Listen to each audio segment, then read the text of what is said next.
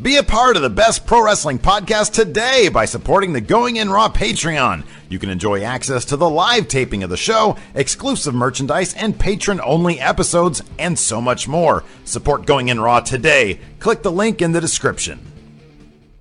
This is the glorious one, Bobby Roode, and you're watching Going In Raw.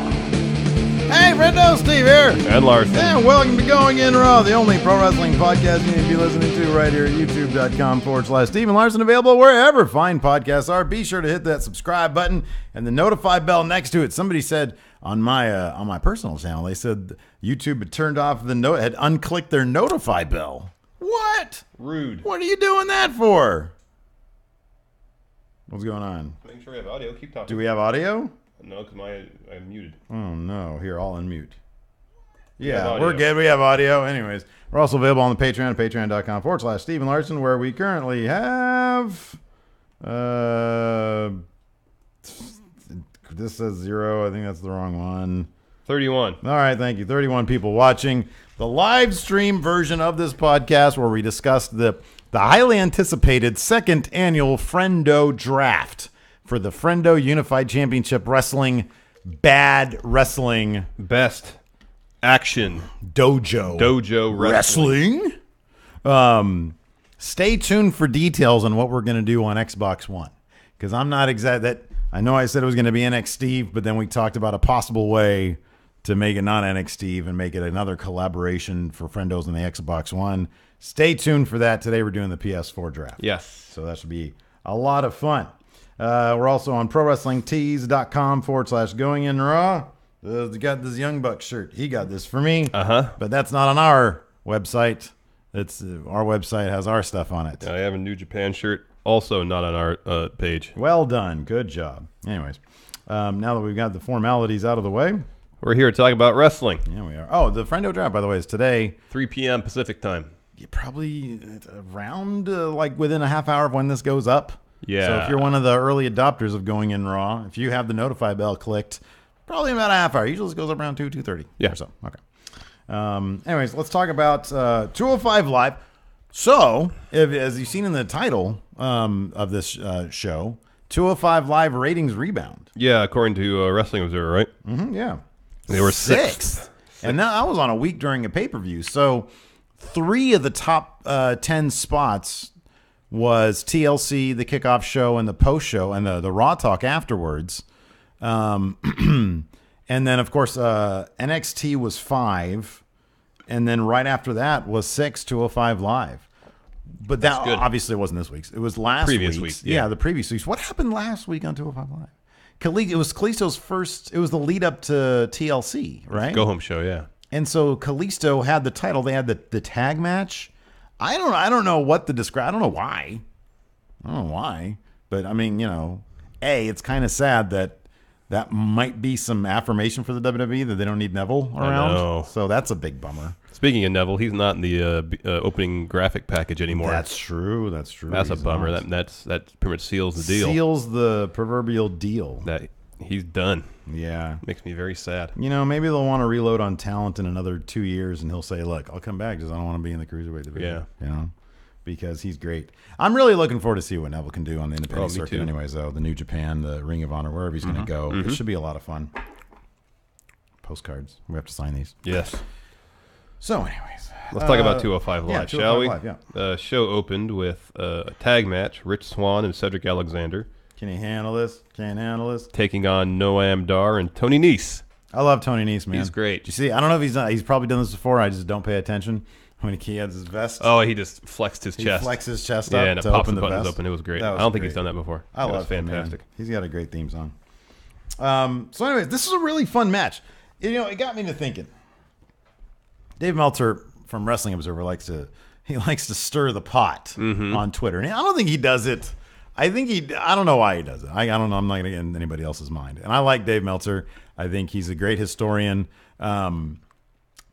And people take his opinion on wrestling far too seriously. Yeah, they think it's pretty much gospel. Enjoy your stuff. And he had sort of a controversial statement over the past couple days. He said something like Finn AJ would have been the 9th best show at PWG All-Star Weekend this past weekend. Yeah. And, a lot of people kicked up storm. And I think it's kind of silly. I honestly think that kind of comparison is apples and oranges because you're the platform you're on, the venue you're in, the crowd you have is completely different. I watched this tag match right here, and I thought to myself, if this tag match was in the American Legion Hall? Was in the American Legion Hall, that'd probably be a 5-star match. Mm-hmm. You know what I mean? Atmosphere adds a lot. It really does because they do. I was looking, I was like, man, this really feels like, and I know, this has been the case with 205 Live for a very long time now. When they do these really cool high flying matches, when Rich Swann and Tony Nese and Cedric especially are going out and doing those crazy, jumping out of the ring, doing Hurricanranas, Frankensteiners left and right. It's fantastic. It's so much fun. And then you see the crowd and they're just like dead. And it's like, if they were doing the same stuff, but doing the Frankensteiners off the top rope into crowds at PWG, it would be, like 5 stars. Yeah. That's my own personal speculation. That's just going back again to kind of the ridiculousness of comparing, indie shows like the PWG shows with WWE shows. Mm-hmm. And on top of that, like I said, I'm a Dave Meltzer fan. I like his work. But I don't know. It's so apples and oranges when he throws it out there. It is. I know. But anyways, one man's opinion. I have mine. Same here. Yeah. Anyways, this was a solid match. About 2/3 of the way through, Brian Kendrick. Sorry, the Brian Kendrick and Jack Gallagher walked to the ramp to take in the end of the match, which saw Cedric Alexander pin Noam Dar after a lumbar check. Yes. Now, normally Noam Dar sells lumbar checks like nobody else. Yeah. Timing was a little off. A little bit, yeah. So he didn't get a full bounce off or rotation on impact. Mm-hmm. Nonetheless, Cedric and Rich pick up the win. Mm-hmm. Kendrick and Gallagher drop a promo where they are attempting to recruit Cedric Alexander because he's shown that he can be cruel in their estimation. Yeah. And that's the path in their eyes to success. Well, let me ask you something. Do you think Cedric is going to turn on Rich Swann? I get the feeling that there's a maybe in there. Why not? Why not? I think it'd be interesting if he did. I know. I think that if they turn him heel and have him do really awesome work as a heel, he can easily make that transition from heel to popular heel to beloved heel, if you will, to incredibly over face turn. Yeah. I think that could be in store for Cedric Alexander, and if they do that, I think that'd be great. I could totally see that being the case. Because here's the thing on 205 Live, they're usually pretty good at throwing us curveballs. Yeah. Like they'll go off beat with stories that you think, okay, well, Cedric is a face, he's never going to turn, and then they'll turn him heel, and then maybe, like you said, they'll turn him face. Well, that was the thing with Jack Gallagher. I didn't think he was going to align himself with Brian Kendrick. Right, and yet exactly. He did. Yeah. So, anyways, I was checking our stream. I thought people were saying some stuff. After that, there was a Drew Gulak promo where he was still upset about TLC and not having his segment. Again, this is great stuff. Yeah. I'm telling you, he's Dean Malenko, but with a ton of charisma. Oh, yeah. And so he says, we're going to do a PowerPoint presentation refresher. So he starts all the way at the beginning. He's so bitter about it. He says, we're going to do a refresher. We're going all the way back to the beginning. Slide 1. No jumping off the top rope. Yeah, exactly. Cue Grand Metalik. Oh. He comes out for his match against Drew Gulak. A good match, clash of styles. Mm-hmm. Grand Metalik doing the high-flying stuff. Drew Gulak concentrating on a ground-based submission attack. Mm-hmm. In the end, Drew Gulak wins with the Dragon Sleeper. Yep. Good stuff. Dragon Sleepers always look like they legitimately hurt. Grand Metalik, what do they call him? The master of the ropes? Yeah. That's so much fun. I could watch that all day long. That dude just just bouncing on the ropes, walking them and stuff. That's so much fun. I know how he walks along the ropes from one point to another is great. I just want to see him do that like an entire match. I want him to just run laps on the ropes. But like that where because he doesn't just walk. Yeah, he goes doom, doom, like that. Doom, doom. It's great. He has like our finger presentation. Doom, doom, doom, doom. After the match, Drew Gulak attacks Grand Metalik, sets up his handle for his sign across Metalik's leg as if to injure it. Mm-hmm. Akira Tozawa comes out, makes the save. Mm-hmm. Another thing Drew Gulak did during his promo was brag about injuring Akira Tozawa's vocal cords so that he can't chant anymore. Oh yeah. I just know Alex C in chat says Metal League's rope walk drop kick is in 2K18. Ooh. Anyway. Next, we had a Kalisto interview. Oh yeah, I completely checked out. Don't want to hear a word he has to say. Don't care. Do not care. I'm already fast forwarding. Don't care. When I was watching the finish of this show, Yeah. I just kind of wish, like, just don't have him talk. Yeah, I know. It'd be much more effective if he wasn't talking. I know. Mystery adds a lot. It really does. You know? Really Mystery does. adds so much. Just cover his face. Nothing is... I mean, maybe they feel like if little kids hear him talk, they'll be into him and want to buy his merch. That's the only thing I can think with Kalisto. Yeah. It's the only thing I can think. And there's some validity to that. I mean, Rey Mysterio was somewhat charming. He kind of has the same Rey Mysterio thing going for him, except what's the difference? You know what it was? It's that Rey Mysterio was that boring, but he had Eddie to bounce off of like so much of the time. He had a lot of people to bounce off of. Well, I think too is literally and figuratively. Ray was such an innovator. Yeah, I know. No one really wrestled like him. You gave him license. Now, as the lucha libre style is becoming more prevalent, not just in terms of lucha wrestlers, but in terms of also other wrestlers adopting aspects of that style into their own styles. Right. A lot of the awesome stuff that we've never seen before that Ray was doing is a bit more commonplace. Yeah. Not to take anything away from Kalisto, because he's a really good wrestler. He does some crazy stuff. That might have something to do with it. I think you're probably right. Like, he was known. He was brought in. You know, he wasn't brought in on his promo ability. From the old promos we saw when it was going in Raw Views, it was all just shots of him flying, you know? And he was brought in, you know, as that guy. Yeah. And then they interject when they had story for him. That's when they would have him talk. Yeah. So, yeah. Anyways, let's see here. Yeah. So then we had Enzo versus Kalisto. Oh, I'll say this. Their rematch. Real quick, though, too, with Kalisto, it's kind of a bummer for him that his first feud is against Enzo, who's isn't the wrestler that he is. Doesn't allow him to highlight his stuff. Yeah, exactly, for the most part. So, I mean, Yeah. if he was in there, if he had a match with Grand Metalik or Mustafa Ali. Well, I mean, okay, so that's a good example right there is Grand Metalik. We never hear him talk. Yeah. We never hear him talk. I just see him walking the ropes, and I'm like, ooh, that's awesome. Yeah. You know? Sometimes the voice can detract.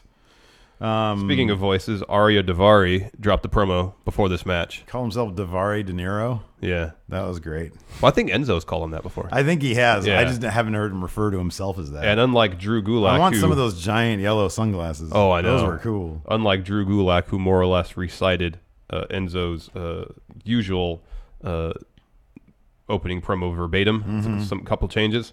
Arya Davari did a completely different thing that was his own. Yeah. It was good. Oh, I loved it. I thought it was great. It was We've really always good. been big fans. He's such a sleeper, you know? He really is. He's one of those Davari guys. is so good. Whatever you give him, he gives it his all. He really does. I know. He's a really good wrestler. He always does his best with his character work. And, you know, when you see effort, when you see somebody who's really taking his job seriously and enjoying himself. And plus, on top of that, he has some natural charisma. He doesn't have overwhelming natural charisma, but he's got some natural charisma, and he's got some decent comedic timing. Yeah. This is like the perfect role for him. It really is. I like Davari. He's good. He's good. When he starts talking in I guess Farsi is what it is. Yeah. It cracks me up. Freaking Nigel McGuinness is my favorite, dude. He's so funny. When Davari spelled SAWFT soft, Nigel said, I guess it's spelled the same in Farsi. That was good. I laughed too. Because I thought he was going to spell it out in Farsi as well. I know, that's pretty funny. Oh, God. Because right before he did that bit of Enzo's promo, he spoke for a bit in Farsi. Nigel McGuinness is one of those dudes who knows that he's funny, but never laughs at his own jokes. I know. He's it that makes guy. it funnier. It makes it funnier. I mean, even when he always has that kind of smirk like he knows it's funny. Even just when they cut to him and Vic Joseph or on NXT, the broadcast team, where they introduce themselves. Yeah. I know he's like... Always doing that. Yeah. Points the camera. Yeah. Gives the peace sign. What does that do to his legs? Do you want me to show you? I know. No. Oh, it's funny. Oh, I love Nigel McGuinness. Makes me want to go back and watch some of his matches from back in the day. I know. Anyway. Anyways, this match was okay. Again, Enzo is kind of limited Enzo. in what he can do in the ring. Yeah. he did resort to some dirty tricks to retain the belt because at the end, Kalisto was going up to the top rope. Enzo, who had been beat up pretty good, just kicks the ref right in the hip and pushes him into the rope. I know. We had that conversation yesterday about our hips, and I was like, oh, man, I know. That looks like it hurt. Ref goes in the rope, knocks Kalisto off the top turnbuckle. Ref, I don't know why he was acting confused. Yeah, I know. You should call for the bell right away. I know. Because it was plainly obvious. Enzo kicked him in the hip. Just got kicked in the hips. Call for the bell right away. Yeah. There should be no deliberation. Nonetheless. Well, it is. I mean, okay. Is it deliberation whether you DQ him just because you know he did that purposely? I think it's like just shock value. What the heck? That was unexpected. I mean, that's a DQ. I kind of felt like the ref was deliberating whether, should I DQ him? Because that was blatantly obvious. You never saw Semi-Pro, or you did? I've never seen it. Okay, well, in the movie, Andre 3000's character, essentially him and Woody Harrelson invent the alley-oop, right? And they dominate the final game with the alley-oop until the other team figures it out. Well, when they do it, the entire crowd, because obviously it's a great move, the entire crowd just stops. And then the ref calls the whistle and goes, foul! No, 2 fouls! You can't just do that! I think that's what the ref was doing. He was just kind of freaked out. That's funny. And then Will Arnett, the announcer, says, I think I have an erection. That's a funny movie. So Enzo walks up the ramp with his title. Kalisto, understandably quite upset, runs up the ramp and just lays out Enzo. Yeah. Beats him up. I like that Enzo turned around and watched it happen for like 5 seconds, too. Because he was going up the ramp like this, and then he turns around because he knows, like, non-kayfabe wise, that he's supposed to turn around and accept the shot. But he turned around like way too early, and he's just standing there while Kalisto's bolting at him. And then he accepts his punishment. And then Kalisto goes back down to the ring, I guess, to complain to the ref or something. And then Enzo gets the mic. And so is this going to escalate? Are we getting another match? There's no general manager like that ever shows up. People claim they talk to Kurt Angle, but you never really see him talk about stuff. Yeah. I could see maybe a rematch on Raw. Yeah. Because at Survivor Series, they have the Cruiserweight elimination match. Right. So. Maybe like a no DQ match on Raw. What's-his-face? Enzo retains by cheating without the ref seeing. I almost kind of feel like it's going to continue like they'll spin their wheels on this feud till after Survivor Series and they'll have their blow off. Because if Kalisto loses again, what motivation is there for him to captain one of the Survivor Series teams? Yeah. So I kind of feel like they're going to hit the pause button on this until after Survivor Series, and then after that match, assuming they don't put the title on the line during that match. You're insistent on that. Well, I think it'd be a good idea. I think it'd be a great idea. Then they'll have a rematch on the Raw or something afterwards. No, that'd be so much fun if they did that. If they put the title on. Oh, yeah, that'd be great. Yeah, that way you get the belt on any of the 10 people. Oh, I know. Oh, that'd be great. Yeah. On to NXT. Yay! Woo! I need a cheer button over here. That was a fun show. Woo! I know I say this every week. You do say it every week. I love NXT. It's my favorite time of the week, wrestling-wise, man. I sit on my couch. Everybody's in bed already. I load it up. It's fantastic. Another great week of NXT action. Kicks off with a William Regal promo. Why would I not love that? It's William Regal. Regal. This trophy's in it. Due to the circumstances regarding Nikki Cross's participation in her fatal triple threat match to be in the fatal 4-way at Houston Takeover War Games, Regal was way more smooth. But anyway, I can never match his smoothness. I've decided to insert her in said Battle Royal for tonight. You're speaking too fast, too. I've decided to insert Nikki Cross into the Battle Royal tonight, featuring like 80 women from the Mae Young Classic. And she will have an opportunity to join Ember Moon, Peyton Royce, and Kairi Sane in that match at TakeOver Houston War Games.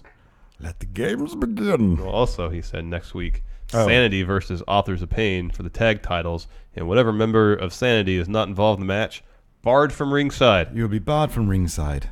Following protocol. And I love that. He's following protocol. That was great. Great stuff. I love the word protocol. He's just because it makes so much sense. He's the freaking headmaster. Yeah. You know, he's the principal. Yeah. And they're all kids in school. Pretty much. And it's at a university. And I like that he always does stuff where? In his office. I know, it was great. All of his declarations are made from his office. At least this one, I'm glad that they stopped doing, although there is a certain charm to the Facebook Live or the Facebook videos. Yeah. They were so bad.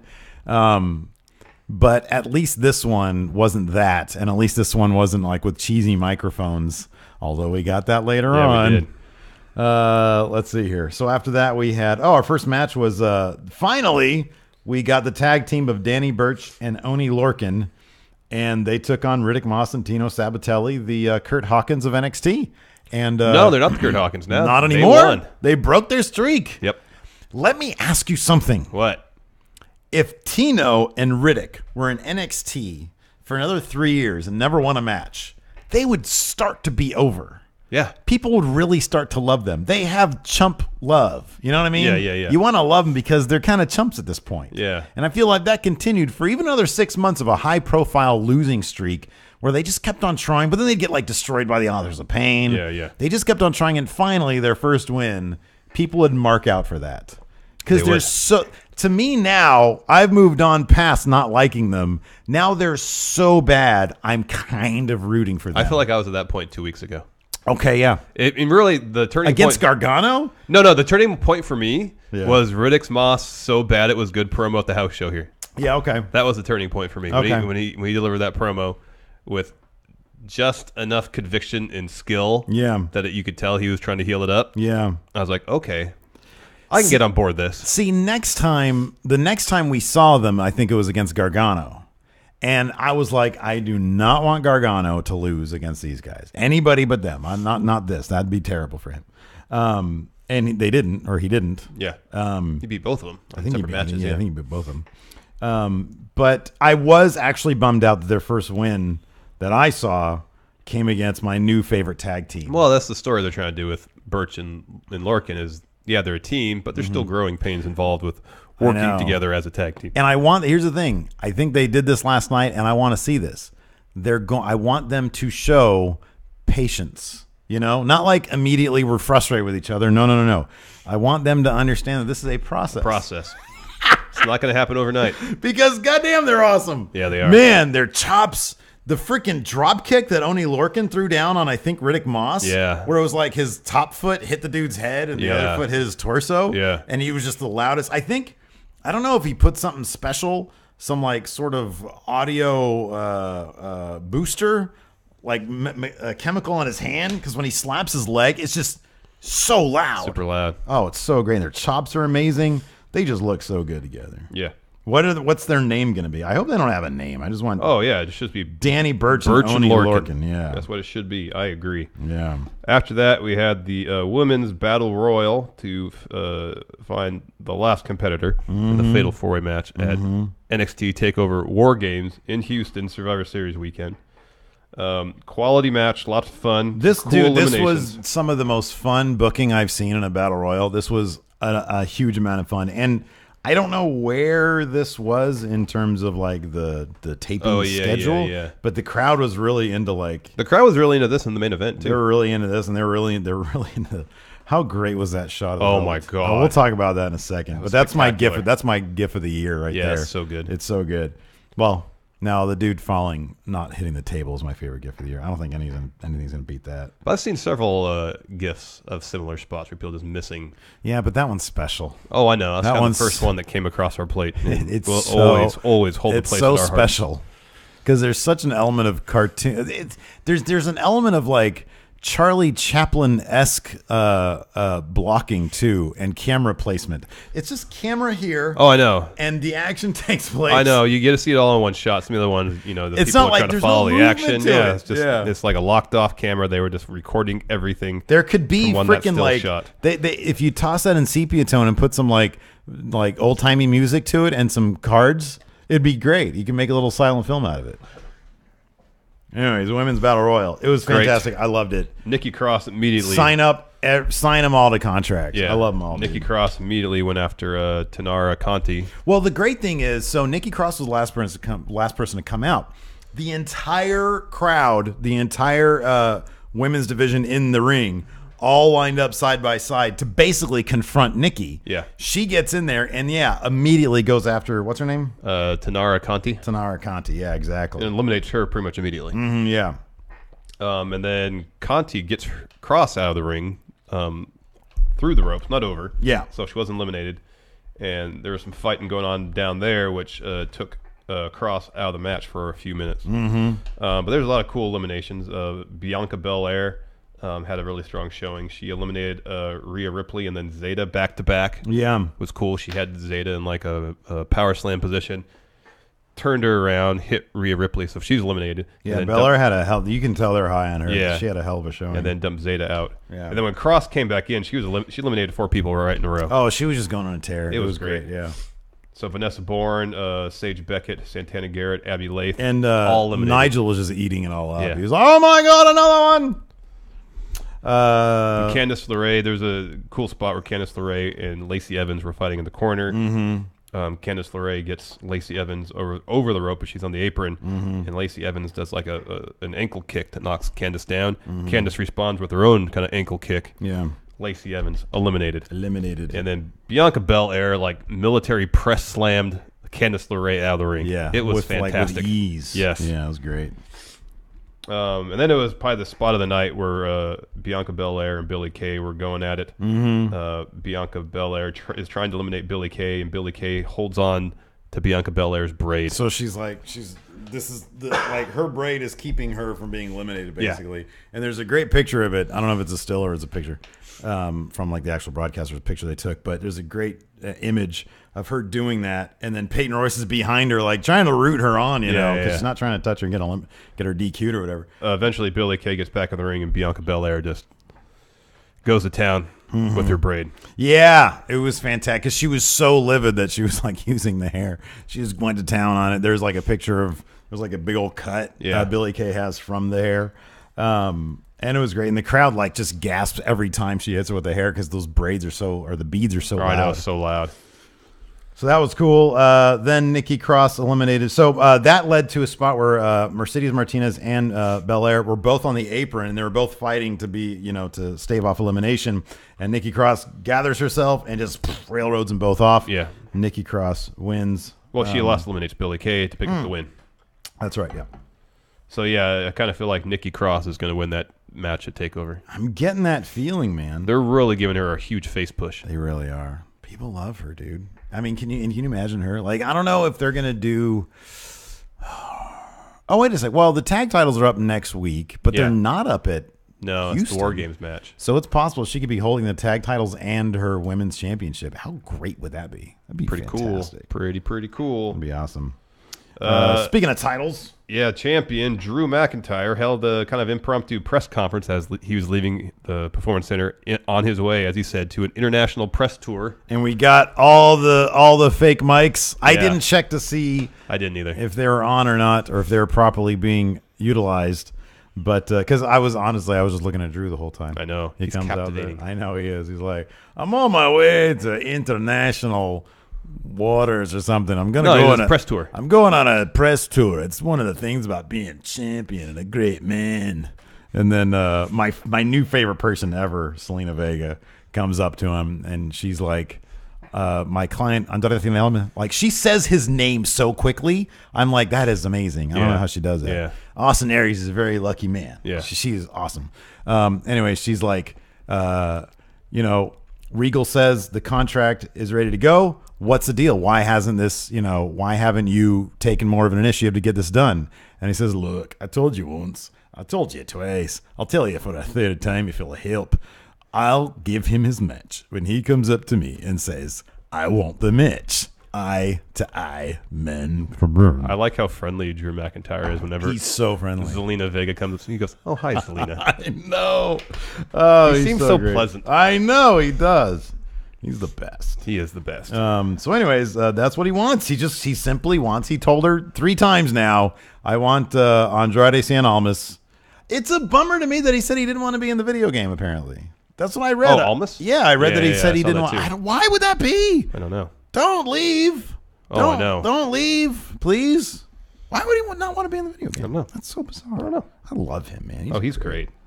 So after that, we had Aleister Black come out for a match against somebody. We never found out against who because he was attacked by the Velveteen Dream And Velveteen made his presence known in one of the best moments in NXT of the year. Oh my God, this was, dude. You know, we sort of said it like earlier this week or last week that hey, you know, this could be feud. This is shaping up to be my feud of the year. It really is. I know we said Roman Braun. I know we say Kenny Okada, New Day Usos. New Day Uso. For me, right now, this is number one. Aleister Black, Velveteen Dream.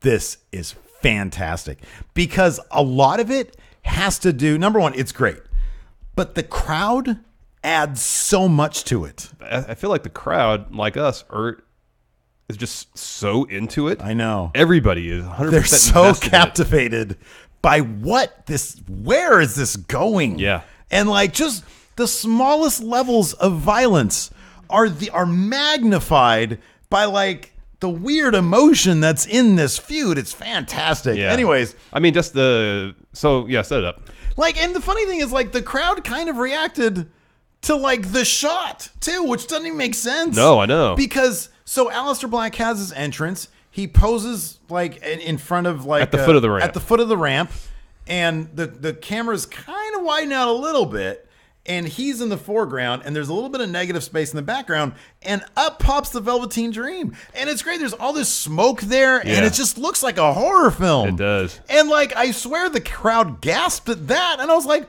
"Why are you gasping? You're there. You should have seen him slither up." I kind of wonder if Aleister Black's entrance it so dominates your focus. It could be, watch him, and combine that with the smoke and most of the arenas in darkness. Yeah, that they just didn't even notice he was there. That could be. Literally I mean, a thing also, where he was, yeah, like running down beside the ramp as as stuff. Karen. happened. Okay, so Karen was there. She says it was really dark. Okay, so the fact that they were able to get the reaction in the same shot that we're reacting is really impressive. I know. So Velveteen Dream proceeds to attack Aleister Black, ties him up in the ropes, and yells at him, "You'll say my name. Say my name." Yeah. And Aleister just looks at him. Yeah. And Velveteen slaps him, and the crowd gasps. Again, a move that could be taken in any other match, in any other way, in any other promo, and it's like, oh, but this was like contact. Physical contact, and it's like, oh God, where is this going? Yeah. This is getting deep. Yeah. Oh man. So again, Velveteen Dream says, "Say my name." Slaps Aleister Black again. Yeah. He runs the other side of the ring, runs towards Aleister Black. Aleister gets his foot up, frees himself, goes for a black mass. Velveteen Dream escapes the ring. For a guy that we thought his gimmick had kind of a limited ceiling, I still don't know what it is on the main roster. I mean, he's athletic as hell. He's great in the ring. And he's still super young. I think his ceiling is like super duper high. Yeah. And this feud right here, to me, at least for NXT, is proving out that his ceiling is a lot higher in terms of even this gimmick than I thought it was before. Because they're getting away from just the superficial Prince oversexed aspect of it. Yeah. So yeah, I thought that was fantastic. And then we had a great main event with one of my spots of the last couple months when Selena Vega hit the Hurricane Rana. Oh, and Roderick Strong out of like nowhere. Oh, I know. She just jumps off the apron. Good Lord, Hurricane Rana. That was fantastic. So, anyways, they were putting on a really really great match. This was kind of a must win for Andrade Almas, but in the typical NXT fashion, they use it to further two stories in a completely logical way. Yeah. And at the end, I got another great moment in recruitment history. Yes. Which we'll get to in a second. Recruitment by armband. I noticed you don't have a lot of notes about the actual match. I'm assuming because you were into it. Yeah, I was watching it and paying attention. Yeah, but it was kind of typical of what you see from Roderick Strong and Almas. It was hard hitting. It was stiff. Both competitors were working each other's backs quite a bit. Yeah. And then the tide definitely turned, as you mentioned, when Zelina Vega hit that Hurricane Rana on Roderick Strong on the outside, sends him in the ring stairs, almost gets Strong back of the ring, hits his hammerlock DDT, and picks up the win. The Zelina Vega Hurricane Rana, though, was just so I can't. And it's funny because our friendo Stefan Fenris, he watches usually around the same time as I watch. So I'm like on Twitter, I'm like, here, are you outside? You just come in and sit on my couch and watch this. But he marked out at the same spot I did because like. You almost don't see, like they cut, Almas is in the ring. Roderick Strong is sort of coming to beat the 10 count. And Vega is sort of hovering on the outside of the frame, but it's so quick. Like she gets up on the apron as the camera cuts to the shot that we're going to be on. And so it's basically like cut to the shot. She starts running and just launches herself on, does the Hurricane Rana. He goes sending, and the crowd again, like, whoa, did not see that happen. And that was the first time we've seen action from her. Yeah. And the announcers did such a great job selling that as well. I think it was Nigel again saying something along the lines of, man, we knew she was good at business. We didn't know she was capable of doing this, though. Yeah. And then you see, the great thing about this also is that then you see a shot of Almas, and he knows her value. Yeah. Like, he knows that this was a secret weapon that he had in waiting. Yeah. It's all over his face. Yeah. Fantastic moment. Great stuff. So after the match, Vega and Almas go up to the commentary table. Yeah. She grabs Mauro Ranello's headset and says, Drew McIntyre, next week you'll get what you want. Yeah. Face-to-face challenge. Yeah. And then Andrade takes it, says something in Spanish. They go backstage, back to the ring. Roderick Strong. He said Escardo, which I think means scared. Oh. I think he said Escardo. Or he said, because I think it was. Is he saying Drew is scared of him? Yeah. One of the commentators said, no, it was Percy, of all people, said, he just said he's scared of him in Spanish. Back to the ring. Undisputed Era comes out as Roderick picks himself up off the mat. Yeah. And it's just camera audio, no mics. Yeah. And Asustado. That's Okay. what it was. Yeah, because I Okay. thought it was like Estado, like Estados Unidos, the United States. Yeah. But yeah, it's Asustado. yeah. We learn Spanish here on the show. And they walk up to Roderick Strong while he's in the corner, and Adam Cole's talking to him and says, "Do what's best for your family. Help this be our era." Takes his armband off, hands it to Roddy, and Roddy's kind of hesitant about grabbing it. In the end, grabs it, and Adam Cole says, "Think about it."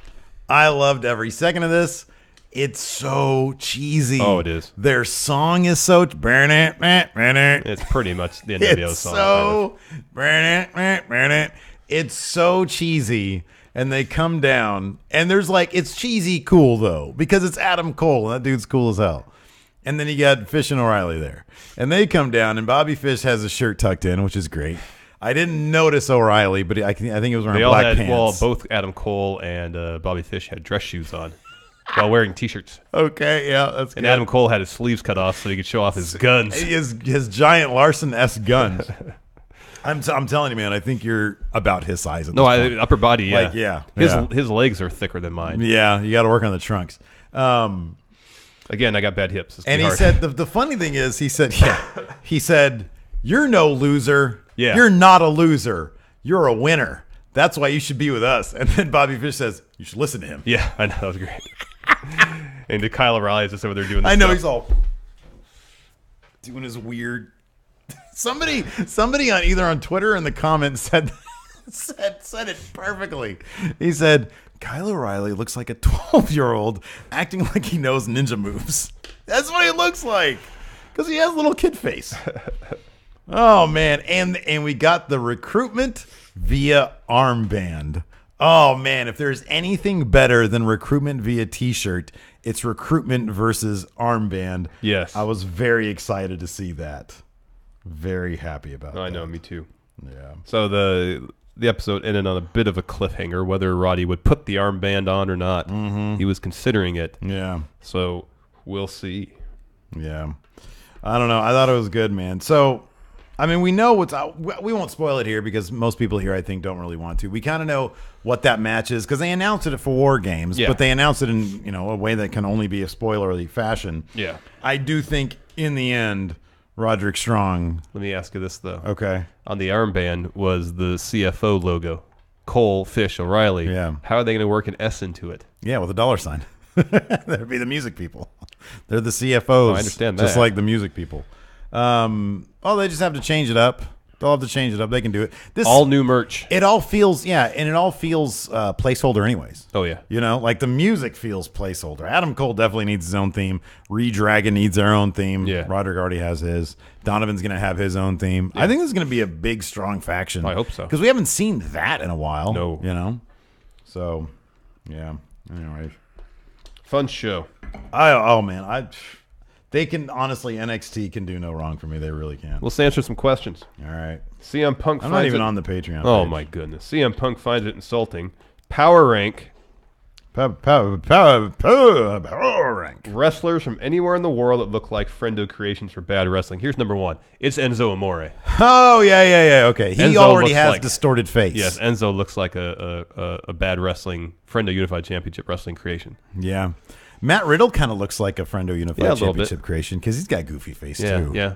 True. Yeah. Although somebody would like knowing our fans, knowing our friendo community, they would name him something like, pot smoker. There's so many names that are just like, I think Jason the Cabbie today tweeted at us, and now meningitis is Yeah. He's in the draft pool. it's in the draft pool. He's infecting the draft pool. I love it. Who else looks kind of goofy? Like a friendo creation. Who's that guy? I think he's like in. Oh, Otis Dozovich. Oh yeah, because we like the hosses. Yeah. No, I could see that. Well, who are you going to say? The Japanese wrestler who has the really goofy big mask on his face with like the weird face on his face. I forget who he is. I forget his name, but he's like a comedy wrestler. I have no idea even how to look him up. Okay. I don't know. Anyways, Those are all good answers. those are all good. See, Lars Sullivan. There you go. Oh, yeah. That's a good one.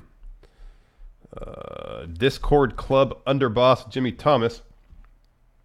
Hey, friendos, do you ever see WWE having a mixed tag championship? And if so, power rank, who would you put together as a team?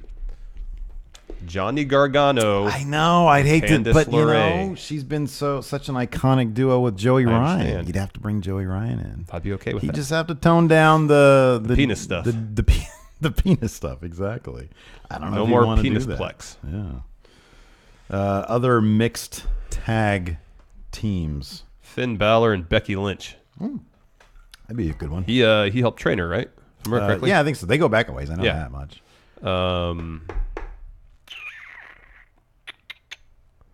Oh, I'd love to see. I mean, I know they're already sort of in a group, but Big Damo, Killian Dane, and Nikki Cross. That'd be good. That'd be really good. Him just be good. launching her all over the place. That'd be great. cool. That'd be really cool. Doo-doo-doo-doo-doo. Rusev and Lana. There you go.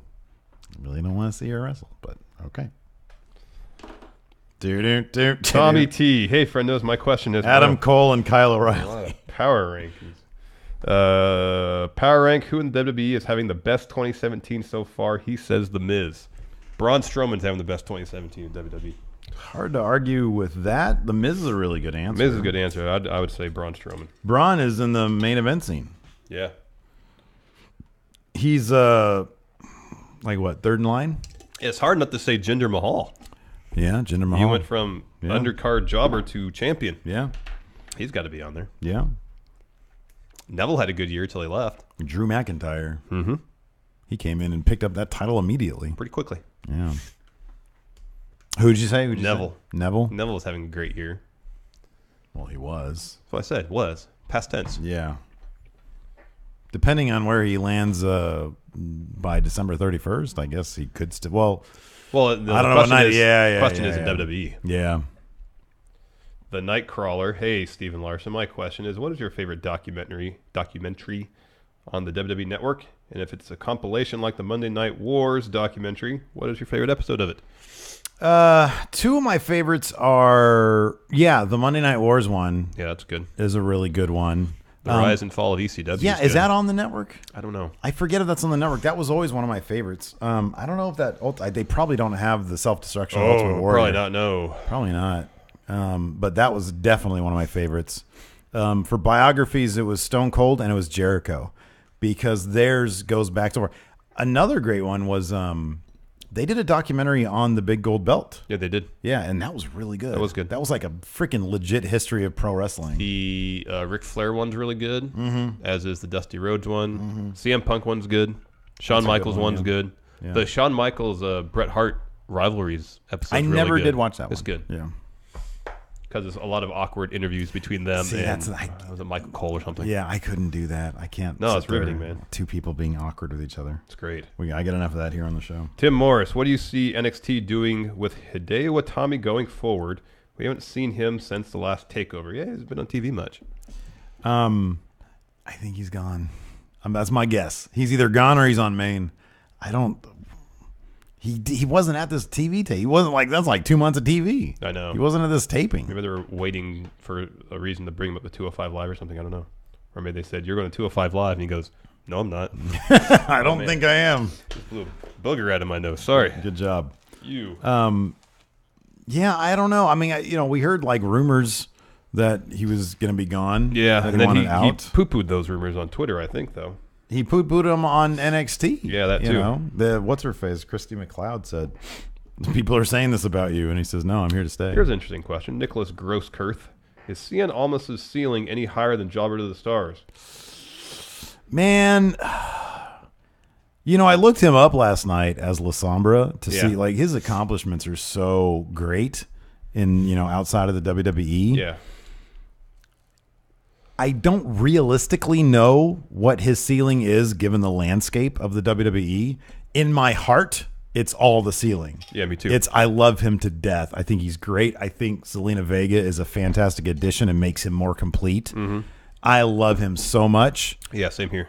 I think ideally, he would be Alberto Del Rio, but with an edge and with charisma. Yeah. Which I think is a pretty high ceiling. Oh, yeah. I just don't think, because I think he's only like 5'9" or something. He's short, dude. Here, I'll check. Read next question.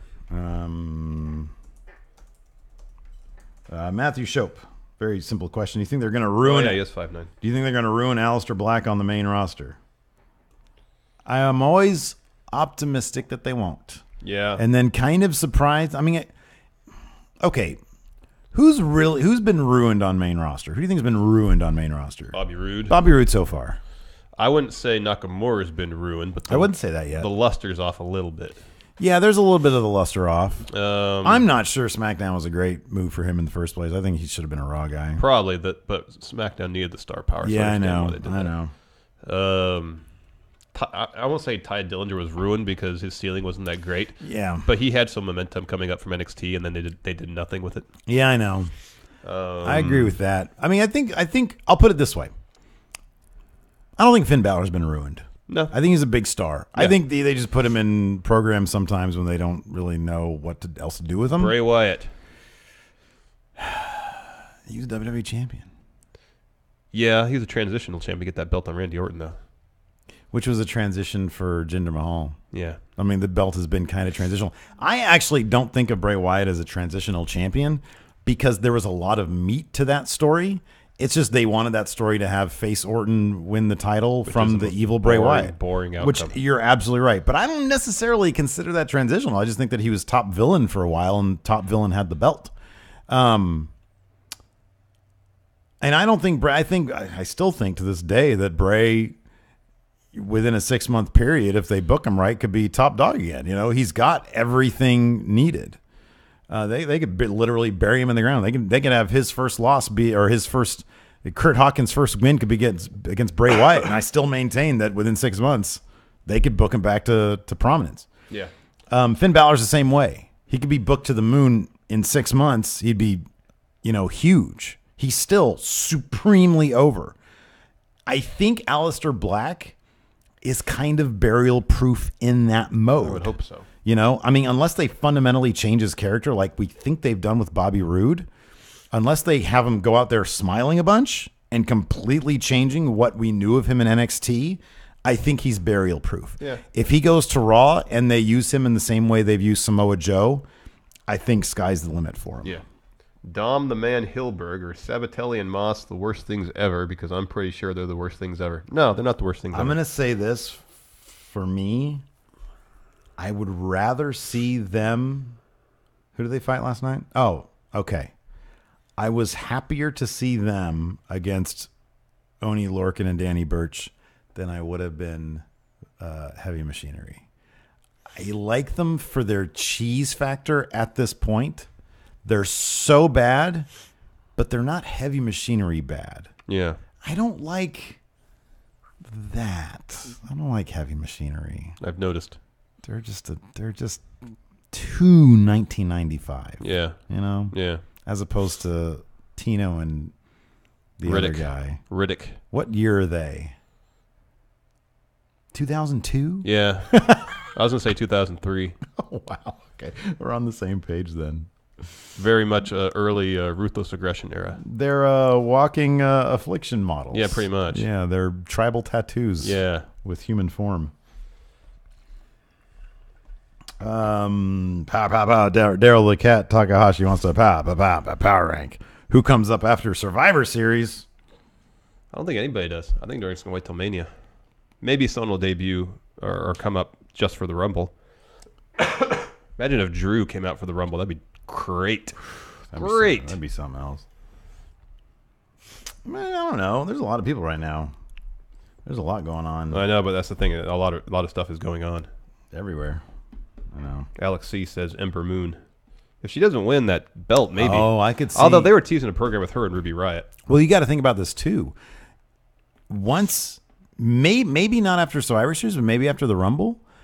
By the way, I hope they do a women's Rumble this year.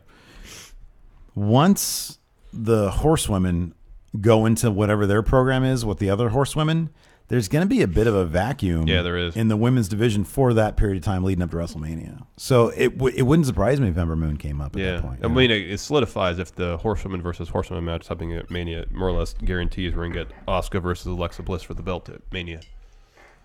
Yeah, that could be, yeah. A couple more questions for people. Zach Stolpa says authors of pain have to be called up after TakeOver. Assuming they don't win. Oh, yeah. Well, yeah, they don't. I haven't looked at the spoilers. Nobody tell me, Karen. I don't know if they're going to win next week or not. I would assume they're not. Yeah, I would assume they're not either. I would assume that Undisputed Era would get involved. Oh, right, because we know here, right? Yeah, we know the War Games thing is. Yeah, next week's going to be interesting. When's that's still 3 weeks away. Yeah. Right? Okay. Nicholas Combs says, I knew as soon as William Regal said that Nikki Cross would be in the Battle Royal that she would win it. Did you feel the same way when he said, I've decided to put Nikki Cross? As soon as he said that, I was like, oh, she's going to win the title. That's actually... No, yeah, that's what I thought. Leap wasn't just she's going to the Battle Royals. Oh, she's probably going to win the belt then. Yeah, I went past the Battle Royal. Yes. This is a great question right here. Charbel finds it funny, Myers. Who do you believe has the highest ceilings, regardless of whether they are... who do you believe have the highest ceilings, regardless of whether they are under the thumb of Triple H or Vince? That was a different question than I thought when I initially read it. I thought he said, do you believe ceilings differ whether they're under Triple H or Vince? And I think that's definitely yes. But who is above Vince and Triple H in terms of the ceiling? For example, we think Bobby Roode's ceiling is probably way higher under Triple H than it is under Vince because we're kind of seeing that right now. Well, I think that'd be the case for Sami Zayn too.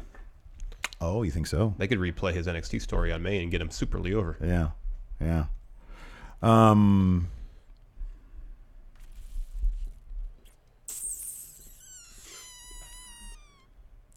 Trying to think of other people.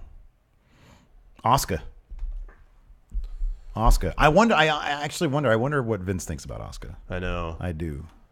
Did you read what Meltzer said about her match against Emma at a TLC? Yeah. I sort of took that with a grain of salt, though. He said it should have been a squash or it should have been a really, really fantastic match. Instead, we got neither. Yeah, I know. I'm not sure at what point I ever thought main roster is going to give us really, really good matches. You know what I mean? Like, they gave us AJ... They would have given us 30 minutes of AJ Finn in a 5-star match before they were going to give us a 5-star match with Asuka and Emma. You know?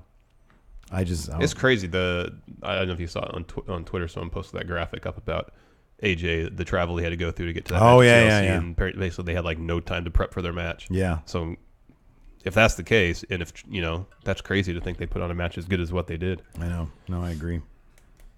No, they're definitely. And Karen makes a point here. She's only 2 months out after snapping her collarbone. She should be in shorter matches than Asuka. I know. You could say, okay, Asuka made the jump to Main, so the competition's better, whatever. But the second match on Raw, that should have been a squash. Yeah, I agree with that. I know. That should have been a squash. I know. Match. That should have been 2 minutes. Takahashi has another good question. Besides Lio Rush or Ricochet if he comes to WWE, which looks increasingly likely, he's no more indie dates for him after January. Is there anyone in NXT you could see going straight to 205 Live? Johnny Gargano. Mm-hmm. Absolutely Johnny Gargano. What if they sent Almas to 205 Live? I don't know if he'd like that. I mean, let's think about 205 Live a year from now. Okay, Almas, Gargano, Ciampa, Hatami. Ciampa, I still feel is Raw. Oh, I know. I feel Ciampa is Raw. I feel like maybe they'll do something together in NXT. I don't see Ciampa going to 205 Live. For some reason, I just don't. My thought is this: Gargano, Atami, Almas, Lio Rush. 4 huge, great wrestlers. Yeah. Huge names, I mean, for us. And great wrestlers. 4 huge acquisitions for 205 Ricochet Live. Said, though, too, he wants the Finn Balor path. Did I put Ricochet? I don't think I put Ricochet. Yeah, I'm just saying that. Okay, yeah. He's not going to 205. Ricochet is so not going to 205 He's Live. bulking up, too, it looks like a little bit. Yeah, man. He's like, 206? How about 210? I know. Let's make it way too, yeah. 208 to be safe. 208, exactly, yeah. No, he's not doing that. I kind of feel like Aleister Black needs to put an extra pound, so they announced him at 206 I now. think he needs to do that as well, because that would be completely weird.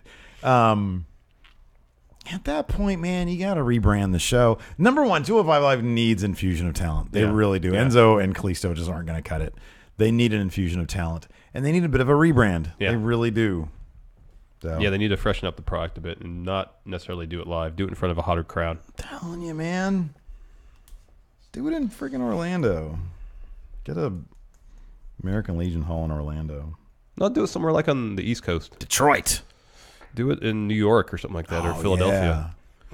Yeah. Especially, I know WWE is Philly? really trying to stick it to the Indies. Ooh. Philly, I think, is Ring of Honor's home base, or one of them. Or is it Baltimore? I don't remember. The ECW Arena. Yep. Or the Hammerstein. Yeah, do it at the Hammerstein. That'd be sick. Come on. You know, it'd be great.